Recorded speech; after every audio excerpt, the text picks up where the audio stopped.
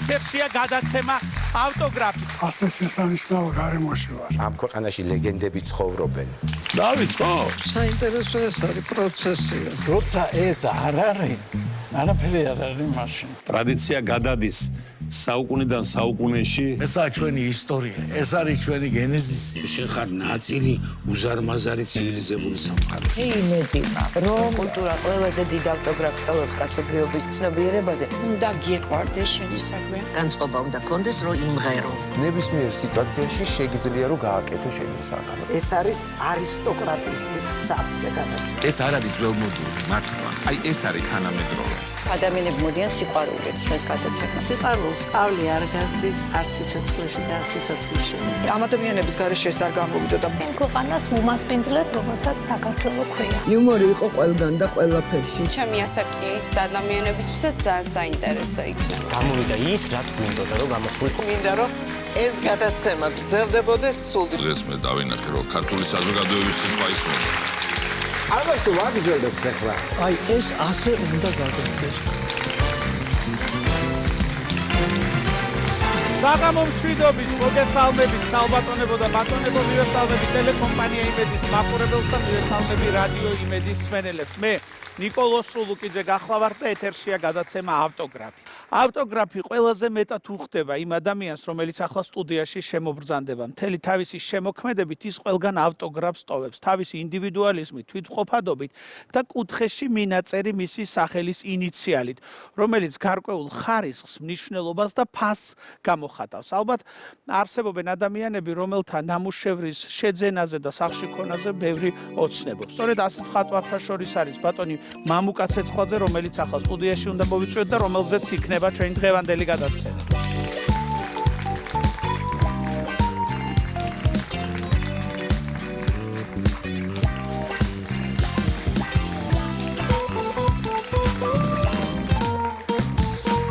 ბატონო მამუკა, პირველში დიდი მადლობა რომ მოვბრძანდით ჩვენთან სტუმრად, ყოველთვის სასიხარულოა თქვენთან შეხვედრა და პირველ რიგში სტუმარს ვეკითხებით ხოლმე რა არის მათ შემოქმედებაში ახალი და მე როგორც ვიცი სულ ცოტა ხნის წინ გამოფენა გქონდათ, ხო?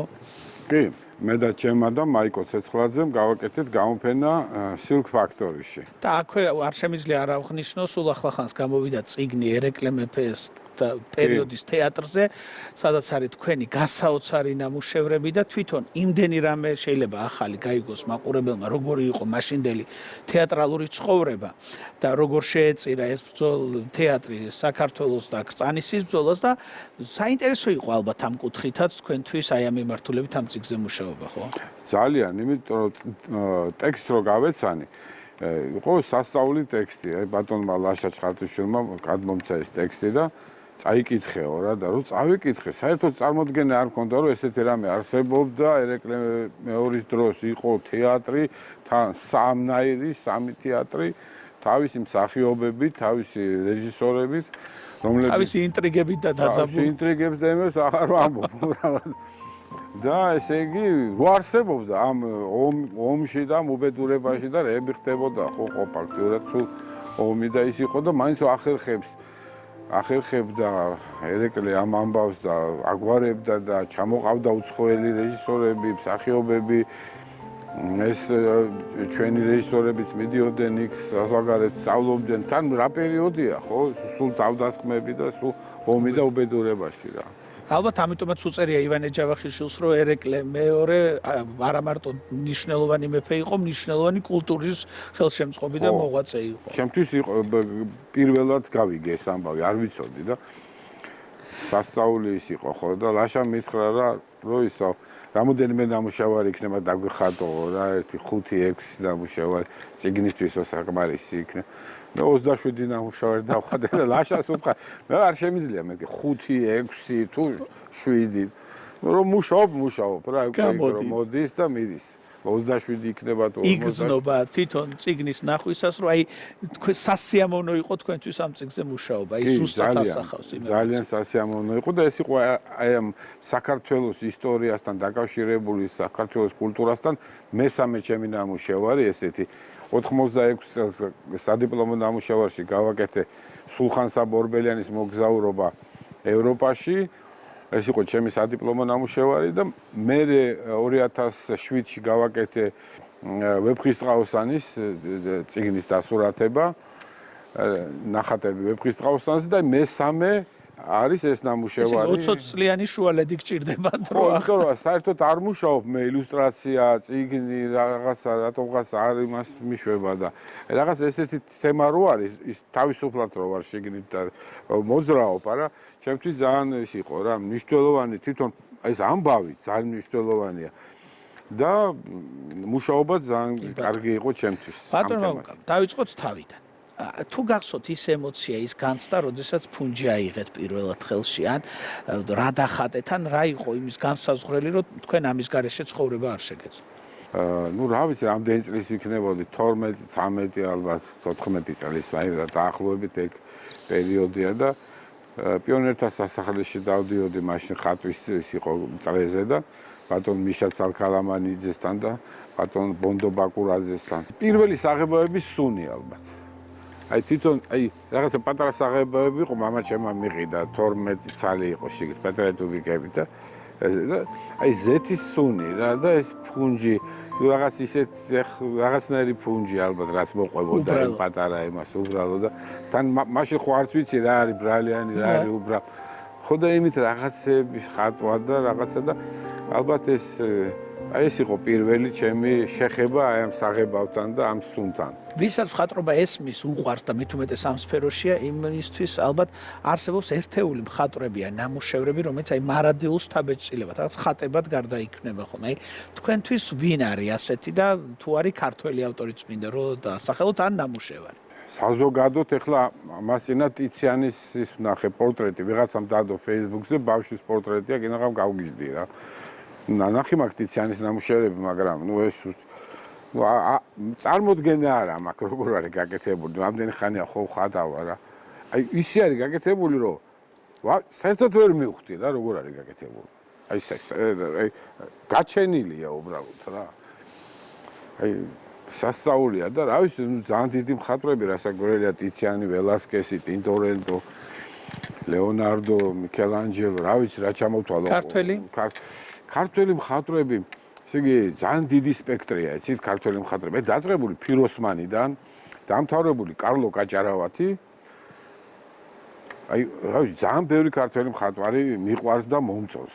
ყველას თავისი ადგილი აქვს, რა, ბატონ ჯიბსონს, ბატონ ზურაბ ნიჟარაძეს, ბატონ დიმერის თავს, რა ვიცი, რა ჩამოვთვალო, ბატონი ფარნაოზ ლაპიაშვილი, კორნელი სანაძე, ჩემი პედაგოგები იყვნენ. სერგო ქობულაძე. სერგო ქობულაძის ჯერ მარტო სულ არაფერი არ გაეკეთებია და ის ერთი ფოტო გადაეღო, ის ხალიჩაზე რო ხატავს, ის ფოტო რო არის, სიგარეტს რო ეწევა.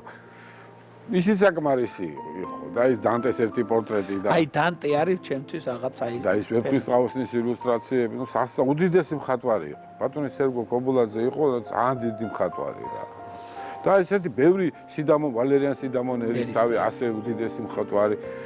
რა ვიცი, ძალიან ბევრი კარგი მხატვრები წინათაობის, ჩემი თაობის, ჩემზე უფროსი თაობის, რა ვიცი, ძალიან ბევრი კარგი მხატვრები ყავს. ჩვენს გადაცემაში ყოველთვის დიდი წილი მოდის მუსიკაზე და მოდით ახლა მუსიკას მოусვინოთ და შემდეგ გავაგრძელოთ ისევ საუბარს. კი ბატონო.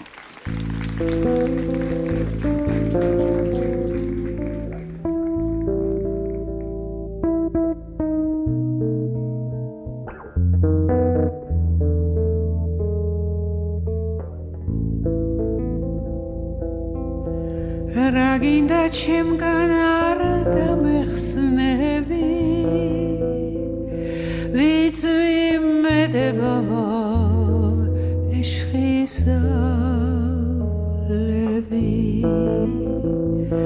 ვაი ამ ცეცხლში როგორ გავები ვიწვიმედება ეშხისალები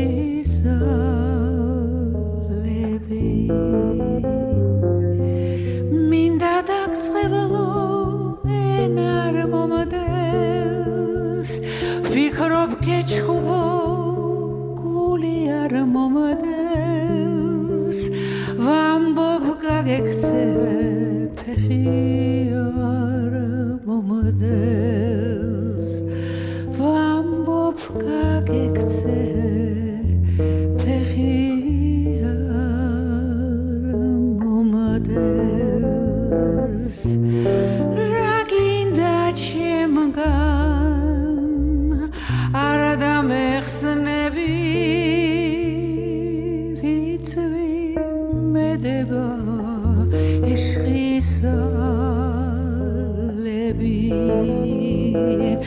რა გინდა ჩემგან არ დამეხსნები ვიცი მედება ეშხისალები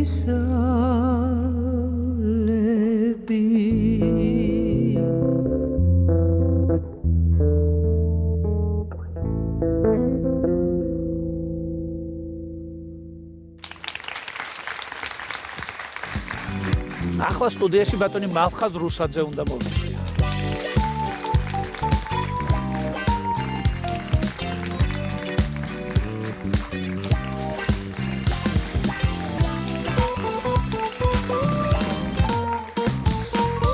ბატონო მალხაზ, პირველ რიგში დიდი მადლობა რომ მობრძანდით ჩვენთან. სამადლობელი არაფერი გაგვიერთეთ. ვიცი რომ ბავშვობიდან მეგობრობთ. როგორ გითხრათ, ესე იგი, გვერდ ტუმბოებზე ვიჯექით სამხატვრო სკოლაში. მამუკა სწორედ პირველ სასახლიდან გადმოვიდა და დაჯდა პირდაპირ მეორე კლასში, ხო? ესე იყო, ხო?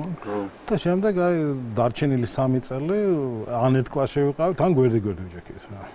რითი იყო გამორჩეული და რა გახსენდებათ მისი იმდროინდელი ცხოვრება? ესეთ რა, ახლა რითი იყო გამორჩეული, აი ვერ ვიტყვი რითი იყო გამორჩეული. ახლა ჩვენ ხო, აი გეტყვით ესეთ რაღაცას, ხო?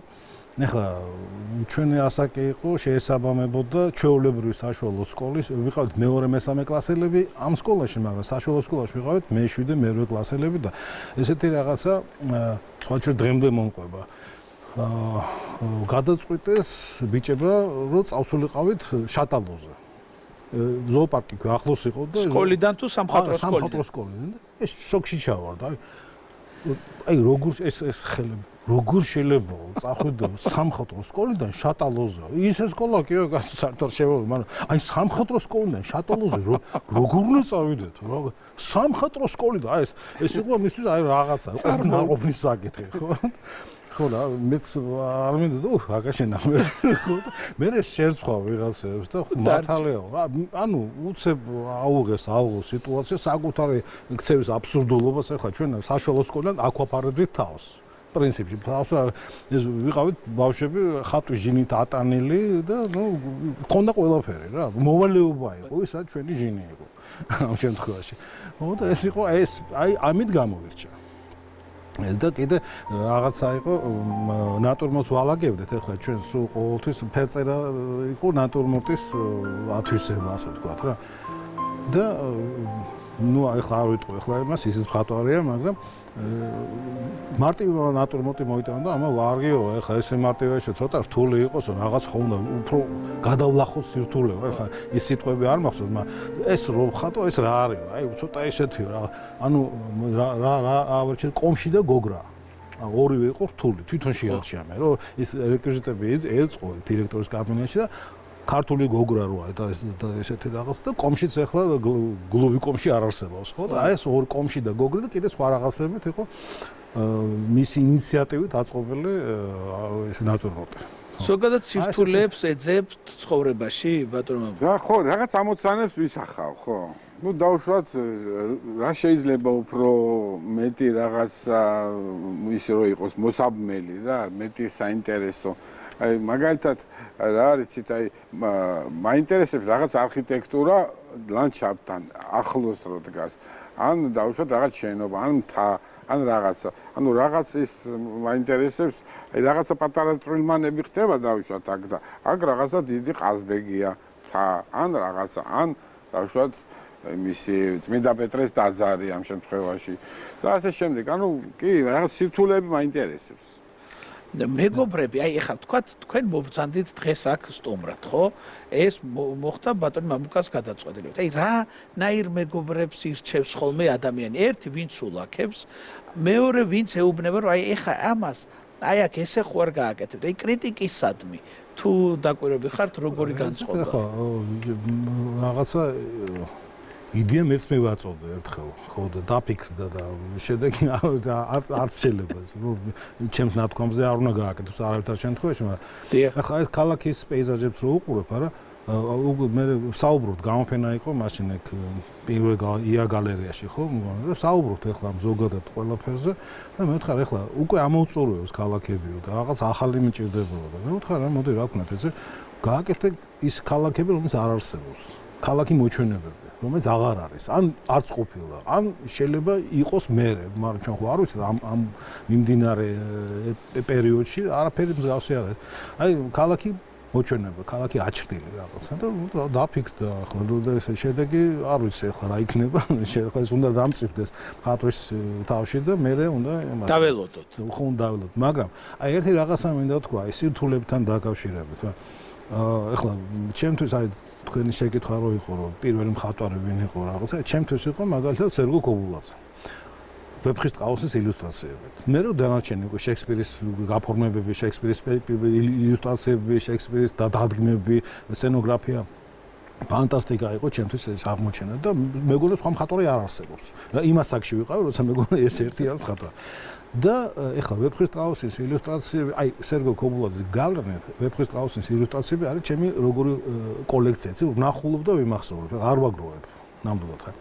და ერთ-ერთი აი კოლექციის ერთ-ერთი მაგალითი ან მარგალიტი იყო მამუკას ვეფხისტყაოსის ილუსტრაცია და რატომ ეხლა იმ ქაჯების ციხების აღებაც შეიძლება დახატო ტარიელსაც დახატავ სხვა ჩვენად მონაწილეები რუსთაველის 800 წლის იუბილე რო იყო იმ გამოფენებში მონაწილეობთ როგორც პატარა მხატვრები ხო აი ეს ხო ნიშანდობლივია და ესე იგი ვხედავ ამ ილუსტრაციების ექსპოზიციას და ვხედავ უცებ ეს რომელიც არაფერს შუაში არ არის ლესტან დარეჯანის ბრასლეტი სამაჯური ხო ვინ ფიქრობს ლესტან დარეჯანის სამაჯურზე ხო ტარიელის ხმლის ტარი ალტანდილის უზანგი თუ ხმალი ასევე აი ეს იყო აი როგორი მომენტია ესეთ ახლა ჩემთვის ეს ახლა ვიტყვი რა ახლა არ მომერიდება გაკვეთილიც იყო ჩაღრმავება თემაში. ხო თქვა ილუსტრაციებზე არ მუშაობ, მაგრამ ეს იყო შეისწავლა ჯერ ეს. აი შეისწავლა, ახლა ამას არ ვქვია ახლა თვითონ ახლა პარალელ რო გავავრო სერგო კობულაძის შემოქმედებასთან, ვეფხისტ ყაოსის ილუსტრაციებს ვთქვი ამჯერად.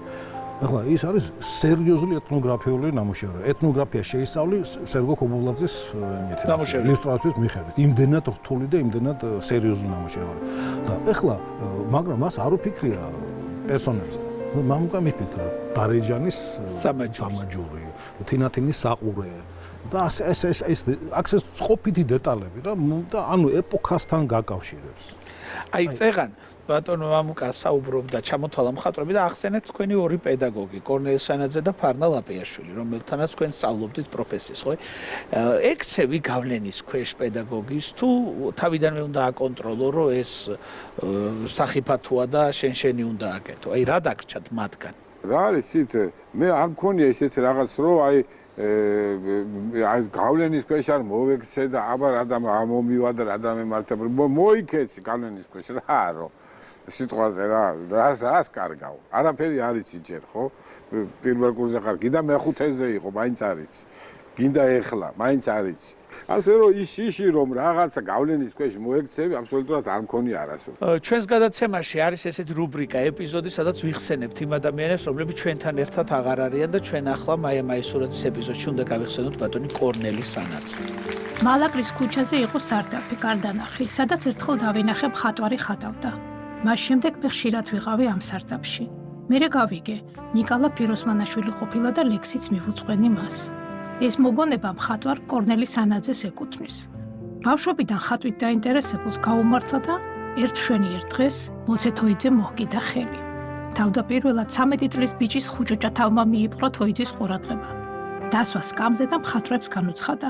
დახატეთ ეს მშვენიერი თავი. ხოლო მეორე დღეს, როცა პატარა ბიჭმა ნიკოლოზ ბარათაშვილის პორტრეტი მიიტანა, მერე კი აკაკი წერეთლისაც მიაყოლა, აღფრთოვანება ვერ დამალა და თავის სტუდიაში ჩარიცხა. ასე დაიწყო დიდი და საინტერესო გზა, სწავლისა და დაუსტატების გზა, მრავალმხრივი და მრავალფეროვანი. ურთიერთობები ნიჭიერ მხატვრებთან, გამოფენები, წარმატებები. კორნელი სანაძის შემოქმედება ისე დიდ სახელებთან ერთად გამოჩნდა, როგორებიც ლადო გუდიაშვილი, ელენე ახვლედიანი, მოსე თოიძე და ქეთევან მაღალაშვილი იყვნენ. მრავალმხრივი კაცი იყო. მის ბიოგრაფიაში არქიტექტურაც იყო და მუსიკაც, ეკონომიკაც და პოეზიაც. ბრწყინვალე ფერმწერი კარგი ლექსების ავტორი გახდათ. 1927 წელს კორნელი სანაძემ პირველი ლექსების კრებული გალაქტიონ ტაბიძის დახმარებით გამოსცა. ტერენტი გრანელთან კი ახლო მეგობრობა აკავშირებდა. გამოფენას დიდძალი ხალხი ესწრებოდა. ერთხელ მოულოდნელად ერთი ახალგაზრდა მომიახლოვდა. ხელი ჩამომართვა და მითხრა: "ყოჩახ მხატვარო, შენ კარგი სურათი დაგიხატიაო. შეუქო დიდი ტილო, სახელწოდებით სევდა და შემდეგ დასძინა. მე ვარ პოეტი ტერენტი გრანელი." იგონებს თავის ავტობიოგრაფიაში კორნელი სანაძე. გაირღვა ღრუბელი და მთვარე გულიაც, სხივები მოსტაცა, ქუჩებში დაჰყარა. მივდივარ, მიუყვები და ასე მგონია, ისევ ეს ბიჭი ვარ, ხუჭუჭა პატარა. ეს ცნობილი სიმღერის ცნობილი ტექსტია.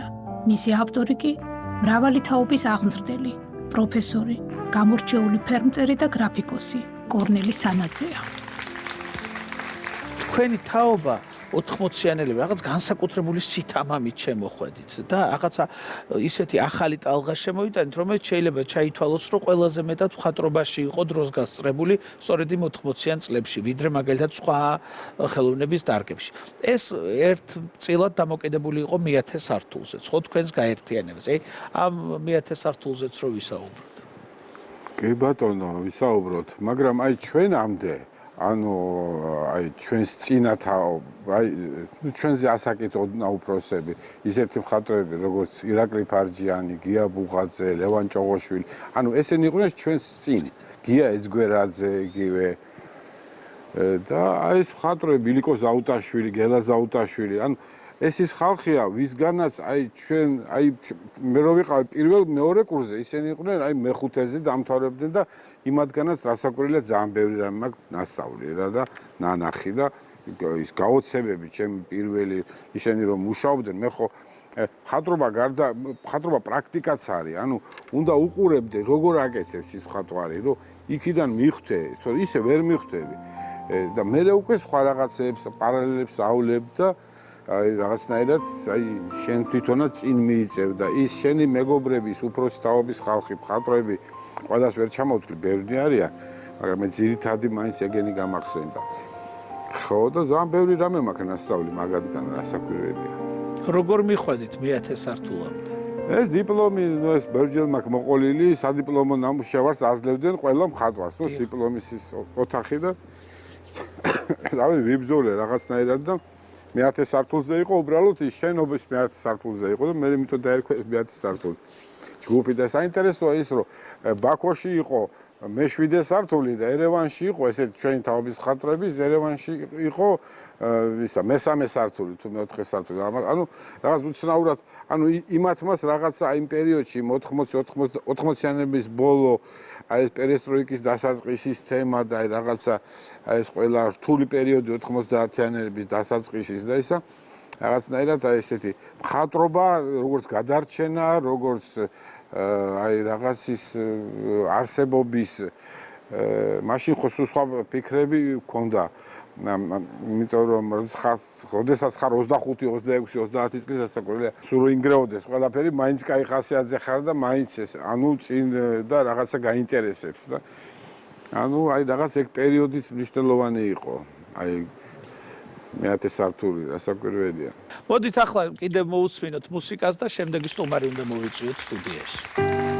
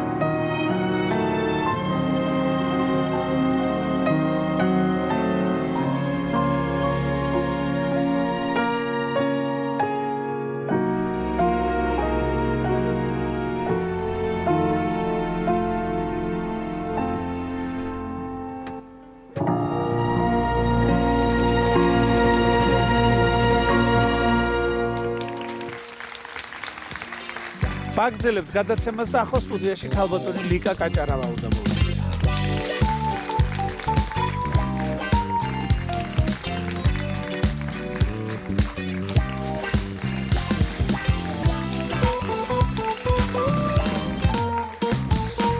ალბათ პირველ რიგში დიდი მადლობა რომ მოგწანდით ჩვენთან გადაცემაში სტუმრად და ბატონი მამუკას შემოქმედების ყველა ეტაპი თქვენ თვალწინ მიდიოდა. ხო, აი რითი იყო გამორჩეული იმ ძალიან ბევრ მნიშვნელოვან მხატვართა შორის, რომელსაც 80-იანელებს ეძახიან და რა თვითმყოფადობა ჰქონდა, რომლითაც ესეთ განსაკუთრებულია დღეს მის შემოქმედები. დიდი მადლობა მოწვევისთვის.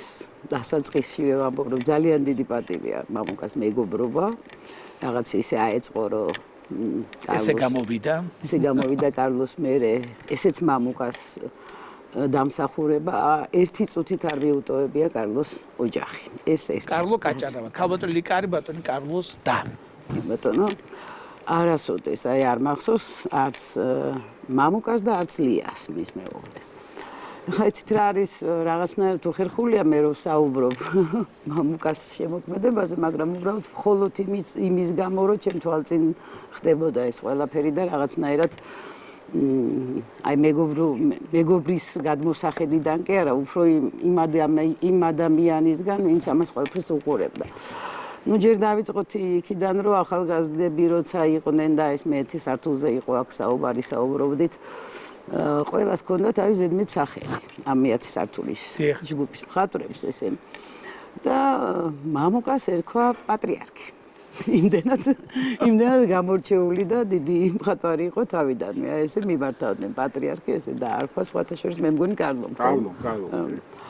და იცით რა არის მუდმივად ყოველთვის იყო აი შთამბეჭდავი რა იყო ამ 10 სართულზე რამდენჯერაც მე უმცროსი დავიყავი და ხშირად მიწევდა მისვლა და უფროსებთან ერთად ყოფნა ყველა ხატავდა სრულიად ერთმანეთსაგან განსხვავებულ რამეს ყველა აკეთებდა იმას რაც თვითონ უნდოდა რაღაც პიროვნული თავისუფლება უფრო იყო 10 სართული და აი ეს პიროვნული თავისუფლება განაპირობებდა იმ საერთო პროტესტს ან საპროტესტო მუხს იმ სითამამეს რაზედაც თქვენ ბრძანებთ ну განსაკუთრებით გამორჩეული ხლა მე მაქვს მამუკას შემოქმედებაში განსაკუთრებით გამორჩეული ჩემი ნახატები რაღაცნაირად ესე ვეძახი განსაკუთრებით მომწონს ვეფხის ტყავსანში აი ეს ტექსტის ის ეპიზოდები რომელიც არც ისე ხშირად არის დახატული და მხოლოდ მამუკას დახატულია აი ნაკლებად მახსენდება ახლა ვინმეს უსამი დაეხატოს იმიტომ კი რომელიმე სხვა მხატვარს და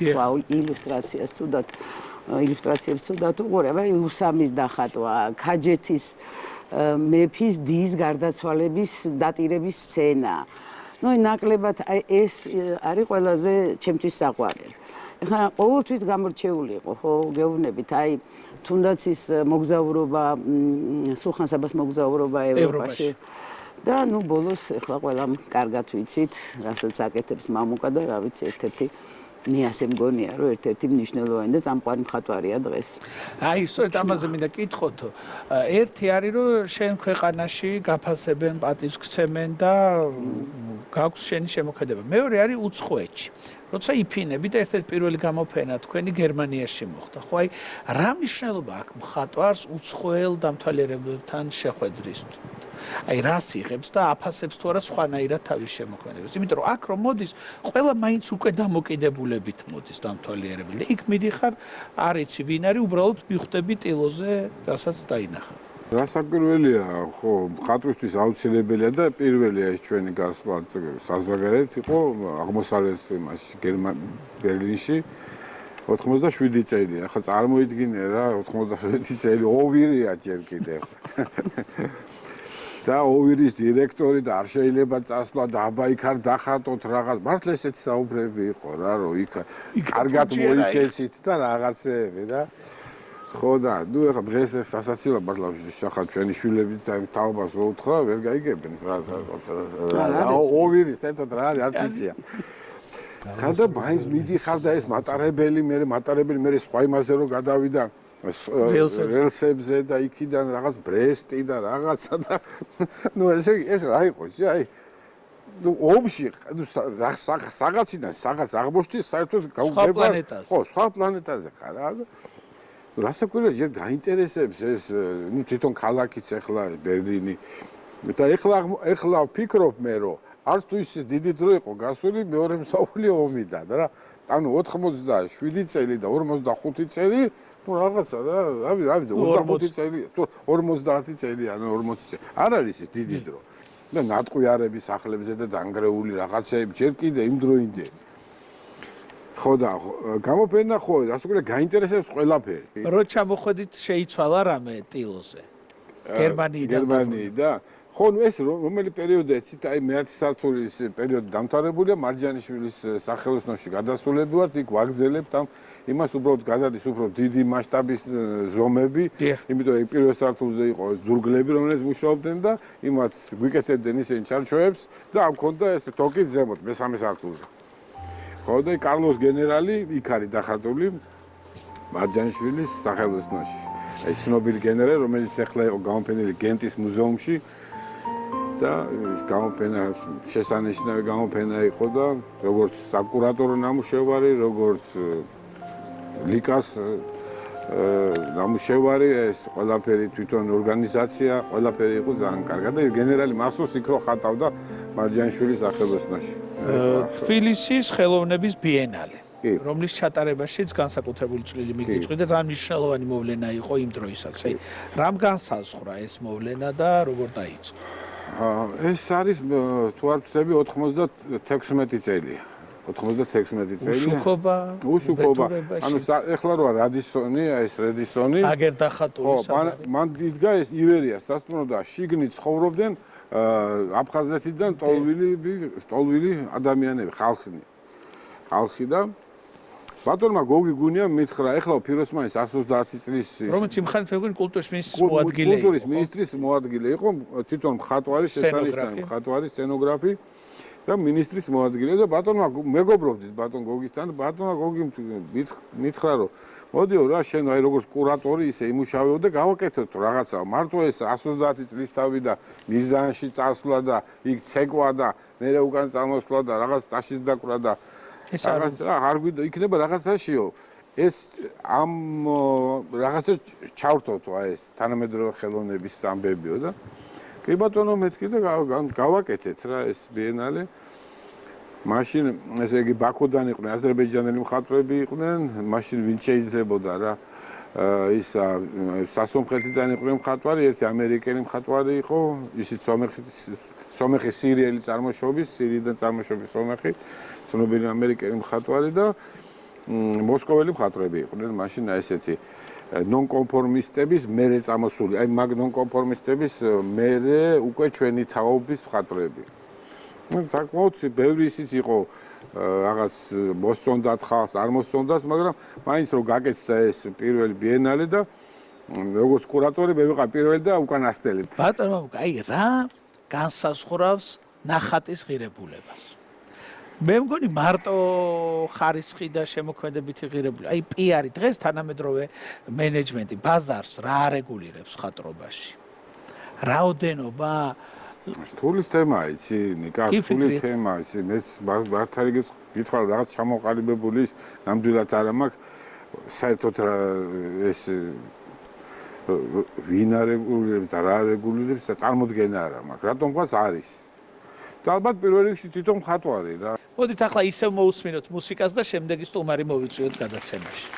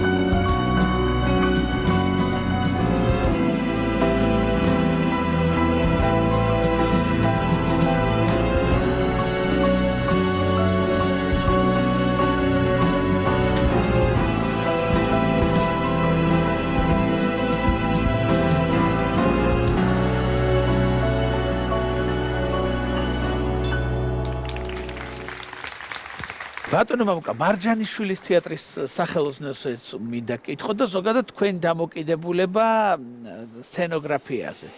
აი ესე იგი თეატრზე ბატონ ფარნაუს ლაპიაშვილთან 3 კურსი გავიარე. მივხვდი რომ ჩემი საქმე არ არის თეატრში მუშაობა ან თეატრის მხატვრად. ხო და უბრალოდ მივხვდი რომ არც მაინტერესებდა ეგ ამბავი და ამიტომ გადავედი მე კორნელის ანაძესთან ფერწერაზე, იმიტომ რომ შეიძლებოდა მაშინ აი 3 კურსი ერთად და მე გადახვიდოდი სხვაგან. ამას ვიფიქრე რომ 3 წელი ვიარე, სავსებით საკმარისია, რაც გასაგები იყო გავიგე, მეტი რაღა უნდა გამეგო და გადავედი მე ფერწერაზე რომ ახლა იმ პედაგოგთან და იქ რა იქნებოდა კიდე. ხო და ეს თეატრთან არ მქონია ესე შეხება, მაგრამ მარჯანიშვილის თეატრის სახელოსნო ქონდა მაშინ ჩვენ ბატონი გაიოს კანდელაკი იყო და ყველანაირად ხელს გვიწყობდა და იქ დავიწყეთ მუშაობა, ხატვა და თეატრის საქმეს ვაკეთებდით. აი რა იყო იცი, დავუშვათ 1 წელი, ხო? აი თეატრის საქმე ამ 1 წლის მანძილზე იყო 1 თვე რო გემუშავა რა. 2 თვე, მაქსიმუმი. დავუშვათ 6 სპექტაკლი, ხო, იმის გაფორმება რა იყო არაფერი. ჩვენთვის რა და დანარჩენი 10 თვე თუ 11 ქონდა ძალიან დიდი სახელოსნო რა ჩვენს განკარგულებაში. დღე და ღამე. რაც იყო ფუფუნება იმ დროს. კატბობა და ფუფუნება რაღაცა 400 კვადრატული ის იყო ფართი და 2 სართული და ზემოთ კიდე ოთახი და ზემოდან მუშაობა და დიდნახაც რო აკეთებ, დისტანცია ხო გჭირდება. სიშორე რა.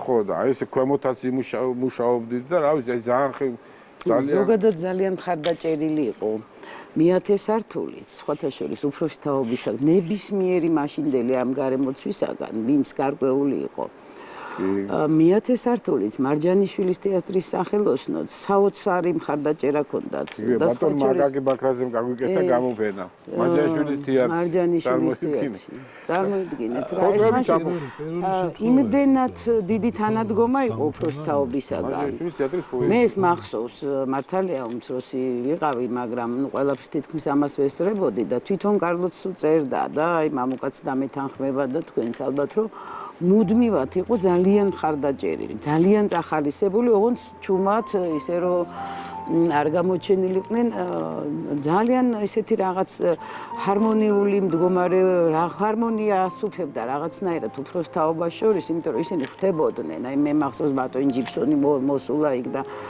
რა უსაუბრია და ხო აი მაგალითად არის კარლოს ჩანაწერები აქვს რომ ვინ რას იტყო და მუდმივად მხარს უჭერდნენ ლევან ჭოღოშვილი, ბარჯიანი, ყველანი ფეხზე იდგნენ. აი რაღაც მხარდაჭერა და სოლიდარობა მუდმივად იგრძნობოდა მეათე სართულზეც, თვითონ აკადემიის პროფესორისგან.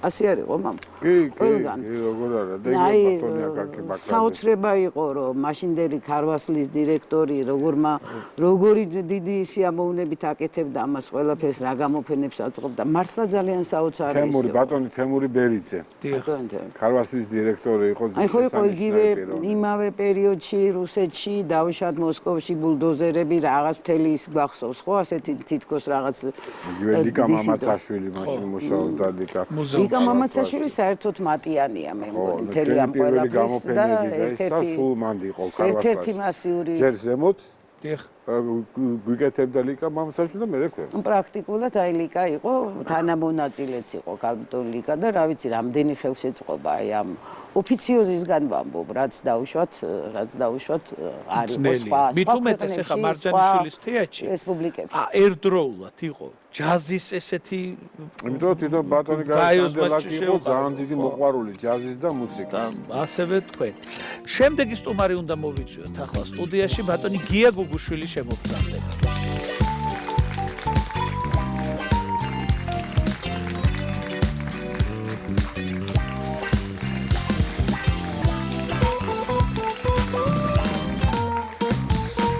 ბატონი დიდი მადლობა რომ მოვწანდით სტუმრად.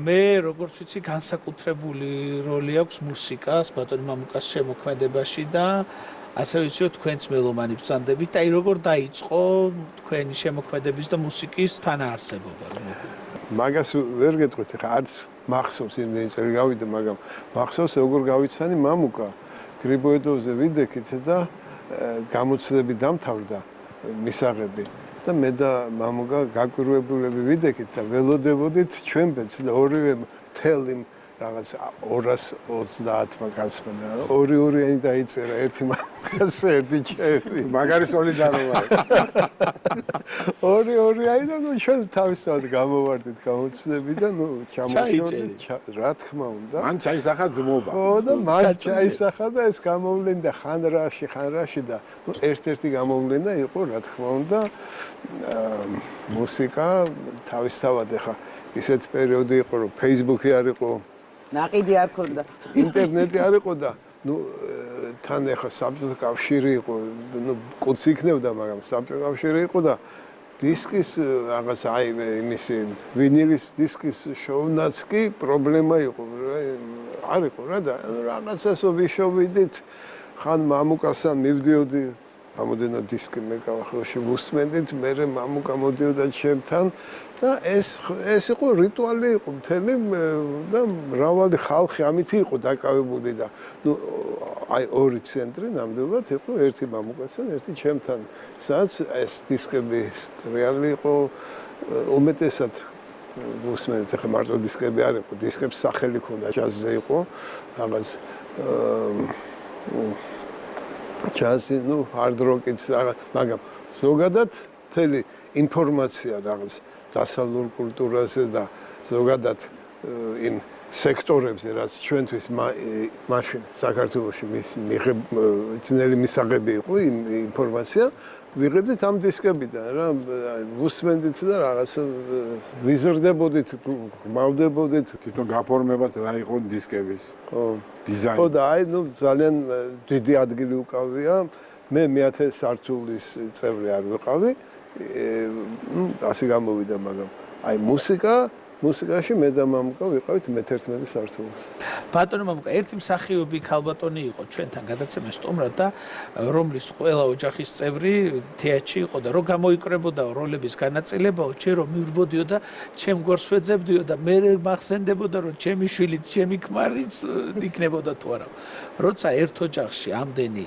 ხელოვანი ცხოვრობს ვითმეტის ერთ სფეროს წარმომადგენლები და თქვენ ოჯახში ყველა თაობაში მხატვარია თქვენი სიმამრით დაწყებული თქვენი ვაჟით დამთავრებული თუ არის მაინც რაღაცა აი მაგალითად ცოლი და ქმარი ფარული კონკურენცია მე თქვენი გულწრფელობის ჯერა და ამიტომ გეკითხებით ამას რომ აი რაღაცა გინახავს და აი ხა ამას სიამოვნებით მოვაწერდი ხელს ან აი ეს რომ მე გამაკეთებინე ყოფილა ესეთი რაღაცა ეს არ ართულებს თან არსებობს კი რასაკვირველია ყოფილა მაგრამ ოჯახის წევრებზე ახლა ლეაზე და ოჯახის წევრებზე არ მქონია არასოდეს ეგეთი რაღაცა რო აი რაღაც კონკურენცია ან რაღაც ამ დაგვარი იმიტომ რომ ლია აბსოლუტურად სხვა მხატვარია ლუკა სხვა რაღაცას აკეთებს აბსოლუტურად სხვა რაღაცას და მე კიდე აბსოლუტურად სხვა რაღაცას ვაკეთებ ბატონი ბეჟანის და ბატონი ბეჟანი კიდე სხვა ეპოქის მხატვარია და სხვა რაღაცას აკეთებს ძალიან კარგი მხატვარია რასაკვირველია აი მე გიას ნამუშევრები მახსოვს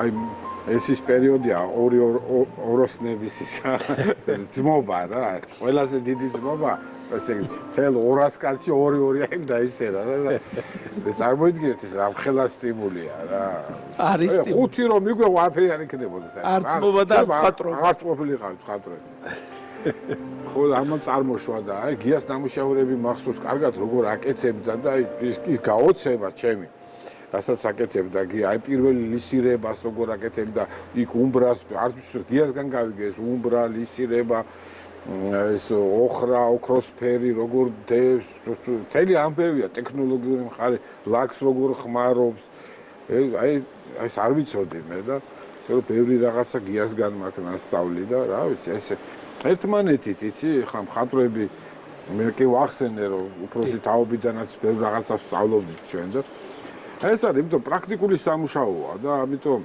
ყოველთვის რომ ნახულობ როგორ აკეთებს მხატვარი შენი მეგობარი შენ ეს მე ძალიან დიდ სტიმულს მაძლევს და დღემდე სხვათა შორის ეს სიხარულის განცდა მაქვს რა იმიტომ სიხარულის განცდა თუ არა გაქვს ნამუშევარში არ გამოვა რა რა განსაზღვრავს დილით მხატვრისთვის რომ დაიწყოს ხატვა განწყობა ემოცია სამსახურია შეკვეთა არ ვიცი ახლა რაღაცა წარმოდგენა მაგრამ შეკვეთა რო არის მაშინ უფრო მარტივად არის საქმე რომ რაღაცა არის დავუშვათ ეს დასახატი და მას ჩვეულებრივად მიდიხარ და როგორც რაღაცა რო დაწერო რა და ახლა ხო და ისე რომ აი რაღაცნაირად ძნელი სათქმელია რა განსაზღვრავს წარმოდგენა არ მაქვს კიდევ ერთ მუსიკალურ ნაწარმოებს მოусმინოთ და მე უკვე დავასრულოთ ჩვენი გადაცემა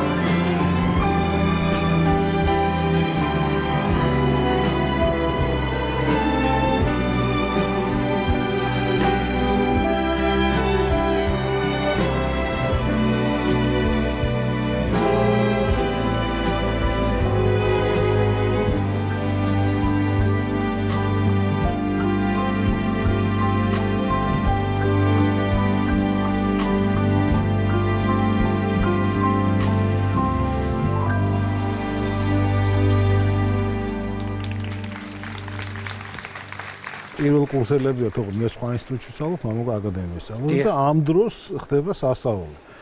რომ თბილისში ჩამოდის გასტროლები, Preservation Hall Jazz Band. ეს მე ჩვენ გვეგონა ეს ერთი ჯგუფია. და ეს რატომ თორმე ეს ყოფილა მოძრაობა იმ ვეტერანი ჯაზმენებისა, ვინც შექმნა ჯაზი. ანუ უпроსტად ის ჯაზის შემქმნელები იყვნენ, ამათი მასალო ეს მომდენო თაობა იყო და გადაწყვიტა ამ ბებერმა ჯაზმენებმა რომ ჯაზის სული, ახალი ორლეანის ჯაზის სული შეენარჩუნებინათ და მუზეუმი შექმნეს. ოღონდ ეს მუზეუმი რა ახლა ინსტრუმენტები კი არ თვითონ უკრავდნენ. ესე იგი, როგორც თქვეს, რომ იყვნენ ერევანში, იყვნენ თბილისში, ბაქოშიც არ ვიცი იყვნენ თუ არა და თბილისში დაამთავრეს ეს გასტროლი და 4 კონცერტი იყო თბილისშიც ჩატარდა და 3-ზე ვიყავით ჩვენ, მოკლედ. ეს აი როგორც გიამბზანა ვერ მიხვდები რა მუსიკალური მუხტი აძლევდა მუხტს ვიზუალის შექმნისათვის. ბატონო კი აი ეხლა ცოტა ისეთი რთული შეკითხვა მეგობრისთვის, მაგრამ აი დღეს თანამედროვე მხატვრობაში რა ადგილი აქვს და რა მნიშვნელობა აქვს მამუკა ცეცხლაძის აი ასეთი სახით არსებობას? ერთ-ერთი ლიდერია, რა თქმა უნდა. აი ამ თაობაში მამუკა ძალიან მიხარია მე, ჩვენი მეგობარია. რომ ორები ერთად მივიღეთ. ეს ხუმრობა იქით იყოს ლიდერია რა თქმა უნდა, ერთ-ერთი ლიდერი. ეხლა ეს არ არის სპორტი, რო თქვა, რომ აი ეს არის ჩემპიონი და დანარჩენმა მეორე ადგილი აიღო, მესამე ესეთი ოლიმპიური ეს დიფერენცირება არ ხდება ხელოვნებაში, მაგრამ ერთ-ერთი ლიდერი უეჭველი არის და ამ ლიდერებში რამდენია კიდე დავუშვათ 3, 5, 10, მაგრამ ეს არ არის არავისის დამაკლინებელი და საწყენი. თუ კიდე ბევრი ლიდერია, იმიტომ რომ მამუკას თავისი სექტორი აქვს, თავისი ხედვა აქვს, თავისი შემოქმედებითი აი ჰორიზონტი აქვს, სადაც ის არის ლიდერი. მაგალითად, ეხა სხვა მხატვარი რო ავიღოთ, რომელიც იგივე ლიდერია და შემშვენივრად გრძნობ, ვინ არის ლიდერი და ვინ არა ლიდერი დავუშვათ, ის იმას თავისი აქვს და თავარი აი თავის ინდივიდუალურობა მამუკამ მშვენივრად ინდივიდუალური სახე მშვენივრად გამოხატა და ეხა ლიდერიც და არის ერთი შეჯიბრება ამასიანც ვლაპარაკობდი დაახლოებით ამ თემაზე რომ შეჯიბრია შენ თავთან აი შენ თავს რამდენად შეგიძლია გაუკეთო რეალიზაცია რამდენად ხარ შენი მომთხოვნი როდესაც შენ მუშაობ ну ეხლა მე როგორც ვუყურებ აქ მე არა როგორც ვიცით უკვე შენ ეხლა უბრალოდ ამ ფონზე რო ხდება ნამუშევრების გამექსაყურადღება მშვენივრად მომთხოვნია თავის მიმართ რაც გამოიხატება ნამუშევრებში მაგრამ აი ეს მომთხოვნი იყო შრომის უნარიანი ეს ყველაფერი რჩება უკან თუ არა გაქვს ნიჭი აქ არის შვენიერი თანხwebdriver ნიჭი მომთხოვნი და აი სახეზე გვაქვს ასეთი პროდუქტი. რას უსურვებთ მხატვარ მამუკა ცეცხლაძეს? თით რა ყოველივე საუკეთესოს და თქვენ ბრძანეთ ასეთი შეკითხვა გქონდათ რომ აი ამდენი მხატვარი რო ცხოვრობს ერთად კონკურენცია ხო ძალიან საინტერესო კითხვა იყო და მამუკამაც აი აქედან მეც მინდა რაღაცა შევასველო იცით რა მომეწონა და სულ მუდამ მახსოვს მამუკას როგორც მხატვრის, როგორც მეგობრის, როგორც მამის, ოჯახის ადამიანისგან, ასეთი ოჯახის უფროსისგან.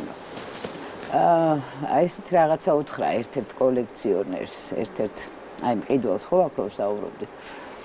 თუ გინდა ჩემი განვითარება ნახო, დიდი ხანია ეს ადამიანი მამუკას იცნობს და დიდი ხანია კოლექციონერი.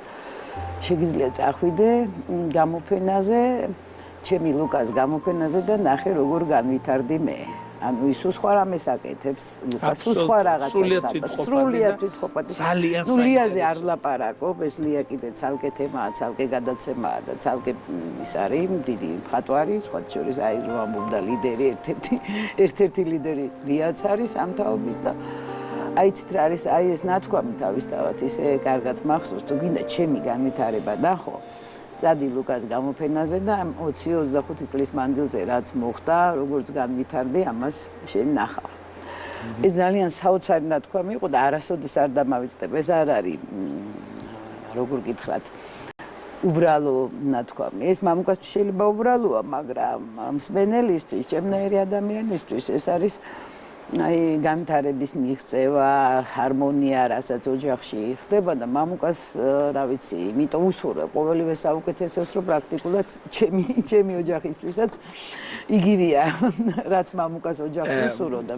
საგურამოში ვინც მოხდება თქვენს არაჩვეულებრივ სახლში ქალბატონი ლიას და ბატონი მამუკას სახლის სახელოსნო არის ცალკე ლუკას სახელოსნო არის ცალკე, როგორც ცალკეა გეოგრაფიულად. ისეა შემოქმედებით. იმასაც აპირებს, რომ ცალკე სახლი გააშენოს და საერთოდ. ამიტომ მე მგონია, რომ ლუკა ძალიან მნიშვნელოვანი, აი სრულად ახალ სიტყვას ამბობს, რომელიც აი თვითონ ფორმითაც კი სრულად განსხვავდება. მაგრამ აი ეს ნახეთ ეს ნათქვამი, რომ ჩემი განვითარება ეს არის, რომ ნახო, რა შემიძლია. უკვე ძალიან დიდი ძალის მომცემია. როგორც ადამიანისთვის, უკვე ახასიათებს ადამიანს, მხატვარს და როგორც გიამ გითხრა ლიდერსაც ხო ასე დიდი მადლობა რომ მობრძანდით ჩვენ პირიქით თქვენ დიდი მადლობა წარმატებას გისურვებთ თქვენს არაჩვეულებრივ მეგობრებთან ერთად და ძალიან მნიშვნელოვანია რომ აი ამ სახით აი ამ რაღაცა მორალური ღირებულებებით ამ დამოკიდებულებით თქვენი უბრალოობითა და თქვენი პროფესიით ხართ ჩვენ საზოგადოებაში როგორც ერთ-ერთი განსაკუთრებული და გამორჩეული დიდი მადლობა. დიდი მადლობა თქვენ. დღეს ჩვენს ქვეყანაში ვისაც მხატვრობა ესმის და თავს კოლექციონერად თვლის, ყველა ცდილობს, რომ ერთი მამუკა ცეცხლაძე მაინც ჰქონდეს სახლში. და ძალიან მნიშვნელოვანია, რომ მის სტილოსთან ერთად აღმოაჩინო პიროვნება მხატვარი, რომელიც ისეთივე განსაკუთრებული და მნიშვნელოვანია, როგორც მისი შემოქმედება და ხო ფუფუნებაა, როცა ხელოვანი გავს თავის ნამუშევარს და ეს ის ბედნიერი თანხმედრა, როგორც ჩვენ დღევანდელი სტუმარი გახავთ. საუკეთესო სურვილებით, ერთი კვირით გემშვიდობებით. ნახვამდის.